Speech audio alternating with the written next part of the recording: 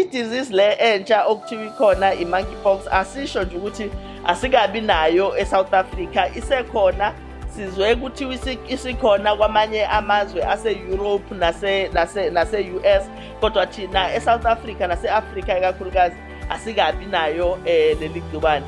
Asisho nje ukuthi uma ubuka ama-facilities ethu nezibhedlela zethu, sibona ngathi sikulungele ukuthi uma ngabe sifika sizoba nazo imbhede eyanele, sizoba nazo indawo ezanele zokufaka ama-patients uma ngabe isidingo siba khona. Kodwa kwamanje ayikabi khona, but i-health system yethu i-ready. U-Director General wakazwelonke uDr Buthelezi ubebhala incwadi nje ey'nsukwini ezimbili ey'dlule ekhombisa khona ukuthi cha, njengomnyango wezempilo siyazi ukuthi ikhona leli gciwane likhona ngaphandle, kodwa i-system yakwa-health ikulindele futhi sizokwazi ukuthi sizibheke kahle uma ngabe noma sibabheke kahle ama-patients uma ngabe isidingo siba khona.